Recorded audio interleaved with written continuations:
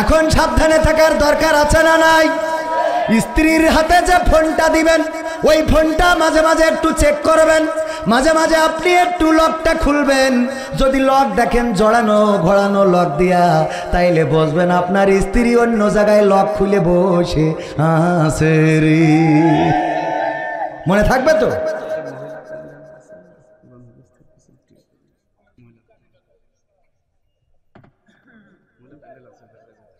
অসুবিধে আমি যা পারি তাই করছি। মহিলা প্যান্ডেল আছে আমরা জানি না, আজকে পয়লা করতে আছে। হ্যাঁ, কথার মধ্যে কাটি করে যে কথা করছি সবার দরকার আছে না নাই? তো অসুবিধে কিউ নাই? হ্যাঁ, তো মহিলাদের কথাই তো বলতেছি যে পাসওয়ার্ড যদি বোর বেশি পেঁচাইনো থাকে তাইলে বুঝবেন যে বলো তেজমারা খাচ্ছে। ঠিক না বে ঠিক? তো সে মহিলা প্যান্ডেল আছে বলেই করছে, আপনি কেন কাটি করেন? হ্যাঁ, কথা আমার এখানে, আমি এখানে কি শিল্পী কবির বিন সামাদ, ঠিক কিনা? মাওলানা তো ওয়াজ শোনাই গেছে, হাফেজ মোহাম্মদ মোখলেসুর রহমান বাঙালি ওয়াজ শোনাই গেছিল। ওয়াজ এত শুনতে হবে কেন? ওয়াজ শুনে মানছে ডাকি না। সারা দেশে খুন গুম অন্যায় অপহরণ, বগুড়ায় মাকে হত্যা করেছে মাদ্রাসায় পড়া ছাত্র। ও তো মাদ্রাসায় পড়ে ডাইরেক্ট, সেখানে পড়ে যদি মার হাদিস পড়েছে না পড়ে নাই? আল্লাহ রাসূল সাল্লাল্লাহু আলাইহি সাল্লাম বলছেন যে যার পিতা এবং মাতা বেঁচে আছে তার জন্য জান্নাতের 8টা দরজাই খোলা। পড়েছেন না হাদিসটা? মাদ্রাসায় মেশকাতে আছে না, 9, 10-এ আছে না, যে যার পিতা এবং মাতা বেঁচে আছে তার জন্য জান্নাতের 8টা দরজা খোলা। আর এদের মধ্যে যে একজনকে হারিয়েছে তার জন্য জান্নাতের কয়টা দরজা? 1টা দরজা খোলা। এই হাদিস পড়ার পরেও ওই ছেলে যেতে তার মার মাইরে আবার পায়ে হাত পায়ে দড়ি বেঁধেতে ফ্রিজের মধ্যে রেখে দিয়েছে। দেখেছেন না আপনার? ওয়াজ এক রাতি ওয়াজ শুনে পৃথিবী সব চেঞ্জ হয়ে যাবে, এত সোজা, এত সোজা ওয়াজ দেন। আপনাদেরও কালেকশনের ধান্দা মান্দা আছে, আমারও 2 পয়সার ধান্দা আছে, কথা কয় না। আবার জনগণও এসেছে কিছু হক কথা শোনার জন্য, তো সেই হক কথাগুলো বলার দরকার আছে না নাই? সেই কথাগুলো বলতে দেবেন না, কাটি করবেন। যা বুঝে শুনে দাওয়াত দিচ্ছেন, যা বলবো চুপ করে শুনবেন, অজ করে খেয়ে দিয়ে বাড়ি চলে যাবেন। এতে ভাল লাগলি দাওয়াত দেবেন, না লাগলি দেবেন না। দাওয়াতের কাঙাল না, অনেক কিছু করি আলহামদুলিল্লাহ।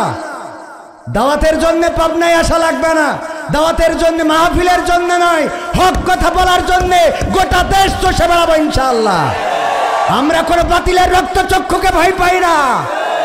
যদি মনে করেন যে ক্ষমতাবান যারা শেখ হাসিনা, বঙ্গবন্ধু মুজিবুর এরশাদ, এদের বিরুদ্ধে কথা বলা কোরআন হাদিসই নেই। কোরআন হাদিস 1400 বছর আগে নাজিল হয়েছে। ওদের পূর্বপুরুষ এই জাতীয় স্বৈরাচার যারা ছিল, জিয়াউর রহমানের এর মধ্যে টানা যাবে না, আবার মাইন্ড করেন না।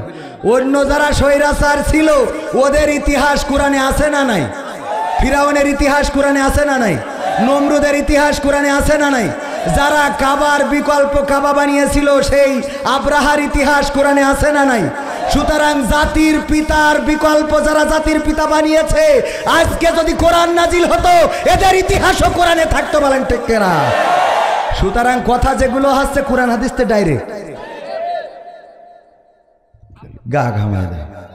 ভাইরা আমার, তাইলে কি বলছিলাম? আমার মা বোনদের মাথায় রাখবেন, মা বোনেরা, যদি মোবাইলের পাসওয়ার্ড জড়ানো হয় খুবই বেকায়দাপূর্ণ হয়।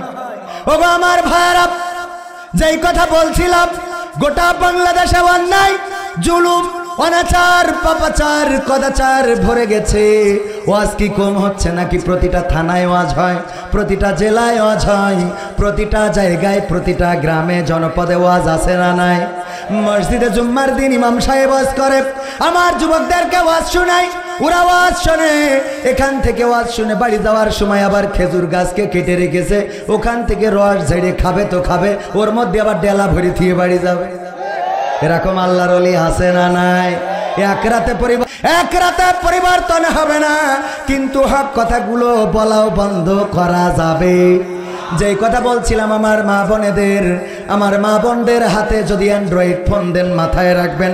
আজকেও দেখলাম একজন ছেলে ট্রেনের নিচেই মাথা দিয়েছে, কলিজার টুকরা সন্তানকে রেখে স্ত্রী বাবার বাড়ি চলে গেছে, আর আসতে চায় না।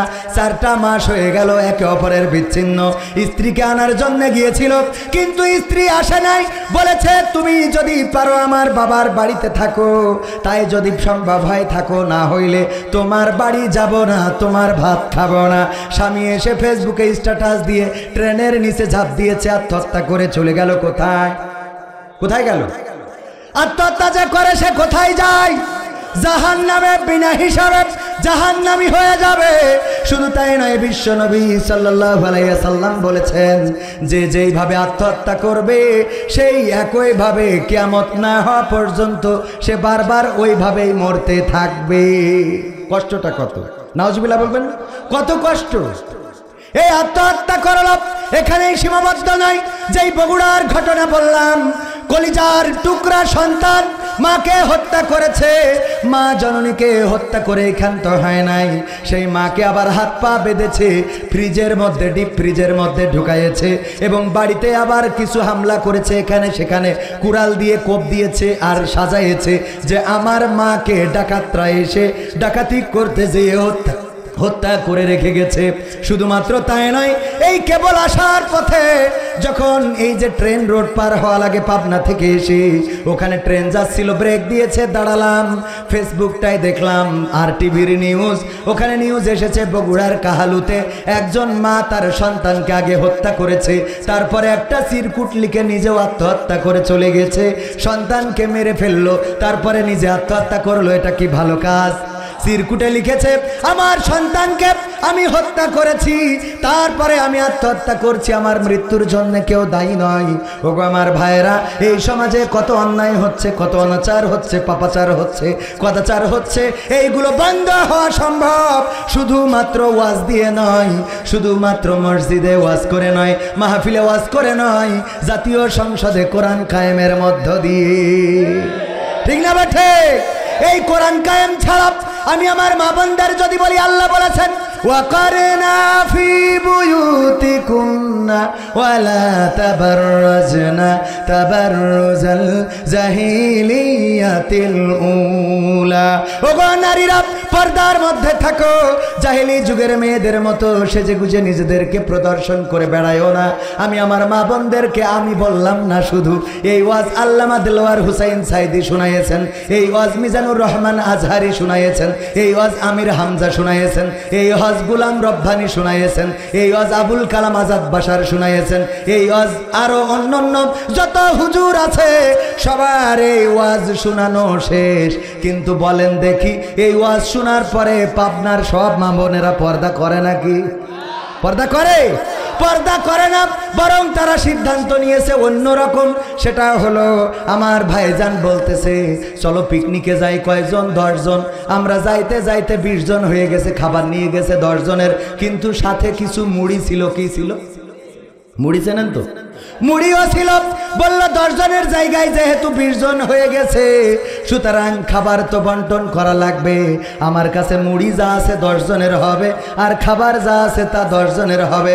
আমার কাছে জিজ্ঞেস করতেছে, বলো তুমি মুড়ি খাবা না ভাত খাবা? আমি বলছি মুড়ি খেয়ে তারপর ভাত খাবো। মুড়ি খেয়ে মানে যে চিন্তা করিছে যে মুড়ি দিয়ে 10 জন পার করবো আর ভাত দিয়ে 10 জন পার করবো, সবাই যদি বলে মুড়ি খেয়ে ভাত খাবো, তাহলে কি 10 জন আর পার হবে? কথা কয় না, পার হবে? আমার মা বোনেরাও তেমন। আল্লাহ বললেন পর্দা করো। এই মিক্সারের সমস্যা হয়েছে?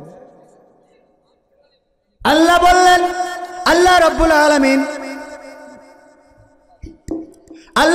আলামিন বললেন মুড়ি, আল্লাহ রাব্বুল আলামিন বললেন পর্দা করো, সাজুগুজু করো না, নিজেদেরকে প্রদর্শন করে বেড়ায় না জাহিলি যুগের মেয়েদের মতো। আর এখনকার মা বোনেরা বলল সাজুগুজুও করব, বুরখাও পরব। ঠিক না বে ঠিক? বাড়িতে যাই বুরকা পরে, পাবনার পার্কে যে বুরকাটা খোলে, সিনাক্সে যে বুরকাটা খোলে। গতকালকে কুষ্টিয়ায় মাহফিলে যাওয়ার পথে দেখলাম একটা হোটেল আছে, কিন্তু হোটেলে পর্দা দিয়া। আমি বললাম পর্দা তো রোজার মাসে দেয়, এই মাসে কেন? বলছে এই মাসে পর্দা দিয়া এই জন্যে যে আল্লাহর ওলিরা ডবল ডবল এখানে ঢোকে। কয়জন করে ঢোকে? এই জন্য পর্দা দিয়া, যেন বাইরের মানুষ না দেখে ভিতরে কি হয়। আবার ওরা যখন ওখান থেকে বের হয় তখন আবার বুরকা লাগায়, দেখে মনে হয় কেবল জান্নাতে পালিয়ে আসলো। আবার ফেসবুকে আইডির নাম হলো জান্নাতুল ফেরদাউস। এই জান্নাতুল ফেরদাউসের আইডির সাথে লাইন মেরে আমার যুবকেরা জাহান্নামে হাবিয়া দোজখে চলে যায়। বলেন ঠিক কিনা? নাম রেখেছে জান্নাতুল ফেরদাউস, আর ওর মধ্যে ঢুকলেই জাহান্নাম দেখা যায়। কথা কয় না? ওগো আমার মায়েরা, ওগো আমার বোনেরা, ওগো পাবনাবাসীরা, এই জন্য যে ওয়াজটা করছিলাম, আমার মা বোনদেরকে অবশ্যই কন্ট্রোলে রাখার জন্য হাতে ফোন দিবেন, কিন্তু ফোনটা চেক করবেন। ফোনটা মাঝে মাঝে দেখবেন যে ওখানে চাচাতো ভাই, মামাতো ভাই, খালাতো ভাই, ফুফুতো ভাই, বাতাইনো ভাই, ওরা আবার কল দেয় কি না। হ্যাঁ ঠিক তো, জোরে বললেন। আবার মা বোনেরাও স্বামীদের ফোনের পাসওয়ার্ডটা দেখবেন, যদি ঘিজিবিজি হয় বসবেন যে গেছে গেছে গেছে গেছে, নেটওয়ার্কের বাইরে চলে গেছে। ঠিক না বেঠে? এখন মা বোনেরা বলছে কথা ঠিক আছে, ফোনে যদি পাসওয়ার্ড পেছানো ঘুষানো থাকে, স্ত্রী যদি ফোন ধরলে রাগ করে, যদি বলে ফোন কেন ধরলে, তোমার ফোন ধরার সাহস কে দিল, তাইলে বুঝবেন আপনার স্বামী। আজকালকের ছেলেরা বই নিয়ে আর বসে না, ও বাবা গুগলে সার্চ করিয়া পড়ি। ওরে কালের মেয়েরা কোরআন হাদিস ধরে না, আমার এখনকার মা বোনেরা কোরআন হাদিস পড়ে না। ও আল্লাহ, টিকটকে ভিডিও ওরা করে। ঠিক না বেঠে? পাবনাই করে না? করে, এখানেও করে। টিকটকে কত ভিডিও। আগে আমার মুরব্বীরা যখন মেয়ে দেখতে যেত, সামনে কোরআন শরীফ দিত আর বলতো মাগো সূরা ইয়াসিনটা একটু পড়ে শোনাও। বলতো না? বলতো না? সূরা ফাতিহাটা পড়ো, দোয়ায়ে কুনুতটা পড়ো, দোয়ায়ে মাসুরা পড়ো, আয়াতুল কুরসিটা পড়ো। আর এখন যদি দেখতে যায় তাইলে বলে মাগো তোমার ফেসবুকে ফলোয়ার কত। ঠিক না বেটে? এই যুবকরা কথা কয় না? টিকটকে ফলোয়ার কত, ভিউজ কেমন হয়? ভিউজ কেমন হয়? আছে না নাই? চেঞ্জ হয়েছে না হয় নাই? সকালবেলা আগে বাড়িতে বাড়িতে কোরআনের তেলাওয়াত শোনা যেত, আর এখন কোরআনের তেলাওয়াত নাই। এখন বরং আশেপাশে গেলে দেখা যায় যে ঠ্যাং তিন কান লাগাইয়ে তারপরে একা একা বলতেছে তুমসে পিয়ার করেগা। আছে না না? আজকালকের ছেলেরা বই নিয়ে আর বসে না, ও বাবা গুগলে সার্চ করিয়া পড়ে। ওরে কালের মেয়েরা কোরআন হাদিস ধরে না, এখনকার মা বোনেরা কোরআন হাদিস পড়ে না। ও আল্লাহ, টিকটকে ভিডিও ওরা করে। আজকালকের ছেলেরা বই নিয়ে আর বসে না, গুগলে সার্চ করিয়া পড়ে। আগের সময় প্রেম করিলে আমার মুরব্বীরা বলতো পাইছ কি, এখন বলে শখ করিয়া বাবু তুমি খাইছ কি।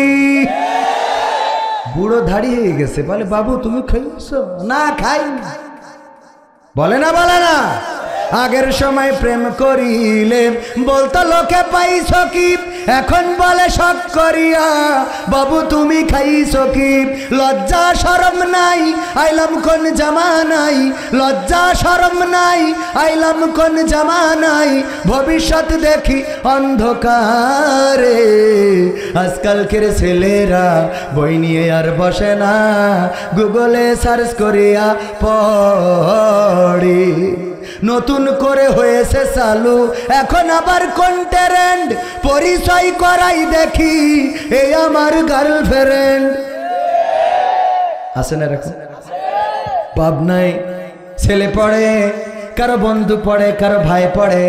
হঠাৎ যদি পাবনায় যেয়ে দেখা হয়, দেখবেন পাশে কেউ আছে বগলের নিচে হাত নিয়ে ঘুরে বেড়ায়, দেখে যদি বলেন আসসালামু আলাইকুম ভাবি কেমন আছেন, দোস্ত কবে বিয়ে করলে জানাইলে না তো, দাওয়াতটাও তো দিলে না, বলে কি বলিস, আরে না এন বিয়ে করি, তাইলে কিডা এত কুলোজ, এইটা কিডা, ওইটা পরিচয় করাই দিলে এই আমার গার্লফ্রেন্ড আছে না নাই, নতুন করে হয়েছে চালু এখন আবার কন্টেরেন্ট, পরিচয় করাই দেখি এই আমার বয়ফ্রেন্ড, শরমের মাথা খাইয়া গেছে ওরা পাগল হইয়া, শরমের মাথা খাইয়া গেছে সব পাগল হইয়া, ভবিষ্যৎ দেখি অন্ধকারে, আজকালকের ছেলেরা বই নিয়ে আর বসে না, ও বাবা গুগলে সার্চ করিয়া পড়ি, এমন ছেলে আছে না নাই।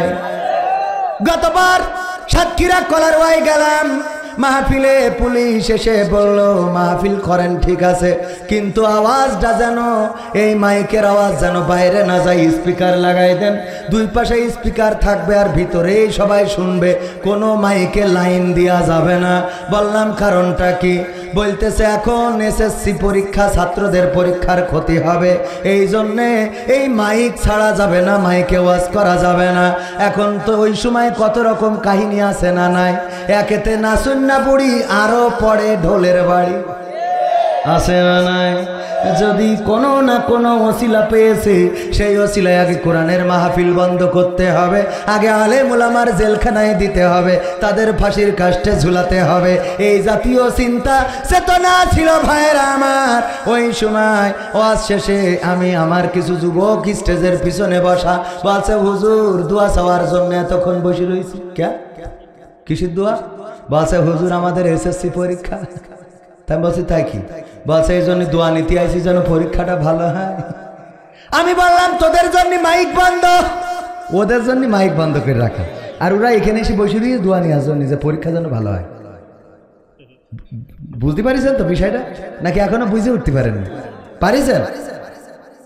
তার মানে আমরা যাদের ভালো চাই ওরা ওদের ভালোটা বোঝে না, পুলিশ মাইক বন্ধ করে রাখলো যাতে তারা পড়াশোনা করে, যাতে তারা রেজাল্ট ভালো করার জন্য পড়াশোনা করে, কিন্তু তারা পড়াশোনা ছেড়ে এসে কিন্তু আজের স্টেজে বসা যে হুজুর দোয়া করে দেবেন যেন পরীক্ষা ভালো হয়। আমি বললাম বাপু যদি তুমি না পড়ে সারা রাত ওয়াজ শোনো, আমি যতই দোয়া করি তাহাজ্জুদ পড়ে দোয়া করলেও কাজ হবে, কাজ হবে, কারণ পাথেওর দরকার আছে না নাই, পাথেও দরকার, ওসিলা দরকার, আমি দোয়া করবো এটা ঠিক আছে, তোমারও প্রচেষ্টার দরকার আছে না নাই, প্রচেষ্টা করলে বারাকা দিবেন কে? আমরা ধানটা লাগাইতে পারি, জমিনটা চাষ করে ধান লাগিয়ে আসি, কিন্তু ওই ধানের গাছ থেকে আরো কয়েকটা গাছ বের করে দেন কে? আমরা তো বের করি না, ওই ধানের গাছটা বড় করে দেন কে? আমরা তো বড় করি না, ওই ধানের গাছ থেকে ছোট ছোট বা লম্বা লম্বা বড় বড় ধানের শীষগুলো বের করে দেন কে? ওইগুলোকে আমরা বের করি, কিন্তু আমরা কি করেছি? লাগিয়েছি, প্রথমে লাগাতে হয়েছে, আপনি লাগাইলে বারাকা দিবেন কে? আল্লাহ রাব্বুল আলামিন। ওগো আমার ভাইরা, পবিত্র কোরআনের সূরা সফ 61 নম্বর সূরার 2 নম্বর আয়াতে কারিমা তেলাওয়াত করেছি, মনে আছে না নাই? 61 নম্বর সূরার 2 নম্বর আয়াত, ওইটা আমাদেরও দরকার, আপনাদেরও দরকার, হুজুরদের দরকার, মাওলানাদের দরকার, ইমামদের দরকার, মুফতিদের দরকার, বেশি বেশি আলেম ওলামাদের দরকার। সূরা সফ, এই সফ সূরার নামকরণটা হয়েছে 4 নম্বর আয়াত, আল্লাহ বলেছেন ইন্নাল্লাহা ইউহিব্বুল্লাযীনা ইউকাতিলুনা ফি সাবিলিহি সাফফান কাআন্নাহুম বুনয়ানুম মারসুস।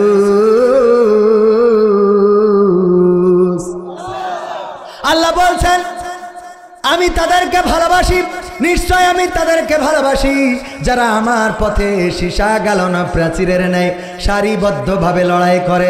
আসফ মানে সারিবদ্ধ, সারিবদ্ধ থাকা, কাতারবদ্ধ থাকা। ওগো আমার ভাইয়েরা, এই সূরার 2 নম্বর আয়াত আমি তেলাওয়াত করেছি, আইয়ুহাল্লাযীনা আমানু লিমা তাকুলুনা মা লা তাফআলুন।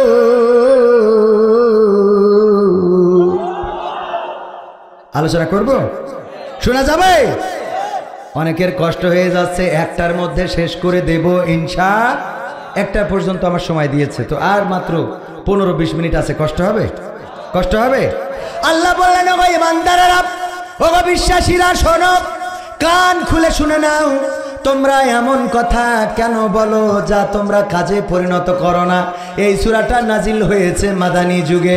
আল্লাহর নবী সাল্লাল্লাহু আলাইহি সাল্লাম মাদানীর জীবনে যতগুলো আল্লাহ রাব্বুল আলামিন কোরআন আল্লাহ রাব্বুল আলামিন সূরা নাজিল করেছে, সেই সূরাগুলোকে আমরা মাদানী সূরা বলি। হোক সেটা মক্কায় কিংবা মদিনায়, হিজরতের পরে যেটাই নাজিল হয়েছে সেটা কি সূরা? সূরা কি? মাদানী সূরা। আর হিজরতের আগে যতগুলো সূরা নাজিল হয়েছে সেইগুলো কি? মাক্কি। এই দুই একজনের কষ্ট হয়ে যাচ্ছে মনে হচ্ছে, কষ্ট হচ্ছে, খারাপ লাগছে? হ্যাঁ, খারাপ যদি না লাগে আমরা আরেকটু সময় যাব। দেখো প্রশ্ন দিয়েছে, প্রশ্নটার ব্যাপারে দেখি কথা বলবো ইনশাআল্লাহ। আল্লাহ রাব্বুল আলামিন বলছেন, এমন কথা কেন বলো যা তোমরা কাজে পরিণত করো না? এই কথাটা কার? পরের আয়াতে 3 নম্বর আয়াতে আল্লাহ বলছেন, কাবুরা মাকতান ইনদাল্লাহি আন তাকুলু মা লা তাফআলুন। এটা আল্লাহর কাছে অত্যন্ত ঘৃণার, অত্যন্ত অপছন্দের, অত্যন্ত ক্রোধের, অত্যন্ত রাগের যে তোমরা যা বলো তা তোমরা কাজে পরিণত করো না। এমন মানুষ আছে না নাই? আমরা বলি নামাজ পড়েন জামাতের সাথে, কিন্তু আমাকে জামাতের সাথে মসজিদে দেখা যায় না। কথা কয় না? আছে না নাই? আমরা বলি কারোর আইল ফাঁকি দিও না, অথচ আমি আইল কেটে বসে থাকছি। আমরা বলি সুদ খাওয়া যাবে না, অথচ আমি জমি বন্ধক রাখি। আছে না নাই? আমরা বলি অন্যায় করো না, গালবন্ধ করো না, গীবত করো না, অথচ আমি যেই মখলেস বাঙালি নেমে যাচ্ছে, আমি বলছি এই হুজুর কি আবার ওয়াজ করতে পারে? তাহলে আমার মধ্যে গীবত আছে না নাই? আমি বললাম গীবত করা যাবে না, আমি আবার গীবত করছি, এই দোষটা আমাদের বেশি। ওগো আমার ভাইয়েরা, আমরা কথা যা বলবো কাজের সাথে মিল রাখার দরকার আছে না নাই? কাজের সাথে যদি মিল না রাখি, আল্লাহ আমাদের বলেছেন এটা অত্যন্ত ক্রোধের, অত্যন্ত রাগের, অত্যন্ত ঘৃণার। আল্লাহ আমাদের ঘৃণা করবেন, আমাদের উপরে রাগ করবেন, আমাদের উপরে আল্লাহর ক্রোধ। যদি আমরা মুখে যা বলবো তা কাজে যদি পরিণত না করি। এই জন্যে এই নিয়ে আমি একটা সঙ্গীত লিখেছিলাম, নীতি কথা বলা বড়ই সোজা, নীতিতে অটল থাকা অত সোজা নয়। কথা কাজে মিল না হলে হবে না, কথা কাজে মিল না হলে হবে না চূড়ান্ত বিজয়। ঠিক না বে ঠিক? আমরা বলি ঐক্যবদ্ধ থাকতে হবে, অথচ আলিয়ারা কওমিয়ার দেখতে পারে না, কওমিয়ারা আলিয়ার দেখতে পারে না, সহিম চরমনাইরা জামাতকে দেখতে পারে না, জামাত চরমনাই দেখতে পারে না, হেফাজত জামাত দেখতে পারে না, জামাত হেফাজত দেখতে পারে না। এমন সমস্যা আছে না নাই? কথা কয় না? আছে না নাই? আমরা ঐক্যের কথা বলি, অথচ ঐক্যের পথে আমরাই চলি। এই জন্য ঐক্যের পথে চলার দরকার আছে না নাই? আমরা যদি ঐক্যবদ্ধ থাকতে পারি, আমরা যদি ঐক্যবদ্ধ থেকে যেইভাবে 5ই আগস্টের আগে রাজপথে দাঁড়িয়েছিলাম, ঐক্যবদ্ধ থাকার কারণে স্বৈরাচারের দোসরেরা তারা পালিয়েছে, দাদার দেশে চলে গেছে। একইভাবে 2025-এ যদি আমরা ঐক্যবদ্ধ থেকে কোরআন বুকে নিয়ে রাজপথে নামতে পারি, আল্লাহর কসম করে বলি বাংলার জমিনে কোরআন কায়েম হবে হবে ইনশাআল্লাহ। সেই ঐক্যবদ্ধ থাকতে রাজি আছেন? 71-এ, 52-তে, 24-এ যেভাবে রক্ত দিয়েছি, একইভাবে কোরআনের জন্য যদি ডাক আসে, ইসলামের জন্য যদি ডাক আসে, দিন কায়েমের জন্য যদি ডাক আসে, জীবন বাজি রেখে কোরআনকে বুকে আঁকড়ে ধরে রাজপথে থেকে বাতিলের বুলেট যদি বক্ষভেদ করে, রক্ত যদি জমিনে পড়ে, সেই রক্তের সাগরে সাঁতার কেটে কেটে একটি রক্তাক্ত বিপ্লবী কালেমার পতাকা বাংলার জমিনে উড়াতে রাজি কারা কারা দেখতে চায়?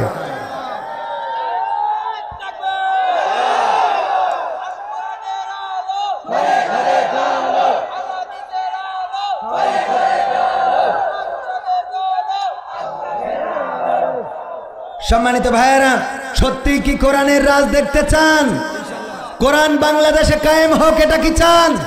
কোরআন যদি বাংলাদেশে কায়েম হয়ে যায়, কোন সন্তান তার মাকে হত্যা করার দুঃসাহস করবে না, কোন মা তার সন্তানকে হত্যা করার দুঃসাহস করবে না, চোর চুরি করার দুঃসাহস করবে না, বাংলাদেশের রিজার্ভের টাকা সুইস ব্যাংকে রাখার মতো দুঃসাহস কোন এমপি মন্ত্রী করবে না। কারণ কোরআনের আইন কঠোর আইন, এই আইন কায়েম হইলেই তবেই শান্তি আসা সম্ভব, এছাড়া শান্তি আসবে। চোর যদি চুরি করে শাস্তি কি? কবির বিন সামাদের যদি হাত কাটা থাকতো আর এসে যদি বলতো বাবারা কেউ চুরি করবা না, চুরি করা গুনাহের কাজ, দয়া করে কেউ চুরি করবা না। আপনারা বলতেন হুজুর আপনার হাতের কবজি কই? আমি বলতাম আমাদের দেশে কুইশাল আখ গ্যান্ডারি এইটা লাগাই, এইটা মাড়াই করার মেশিন আছে না নাই? এইটা রস করার মেশিনের মধ্যে আমি আখ ঢুকাচ্ছিলাম, হঠাৎ করে ঘুম এসে গেল আর আমার হাতটাও ঢুকে রসে পাটালি হয়ে গেছে। এই জন্য ডাক্তার ঘেসাং করে কেটে দিয়েছে। দয়া করে আপনারা কেউ চুরি করবেন না। এই কথা বললে আপনারা বাড়ি যাওয়ার সময় বলতেন এই হুজুর কিন্তু যশোরের চোর ছিল। ঠিক না বে ঠিক? যদি এখানে স্টেজে যারা বসে আছে হাতের কবজি যদি না থাকতো আর বুসা হাত দিয়ে যদি টাকা গুনতে বলতে দেখো টাকা গুনতে দিতেছে চোরের কাছে, কথা কয় না? বলতেন না, বলতেন না। এই কথাই বলতেন যারা ভোটে দাঁড়াবে।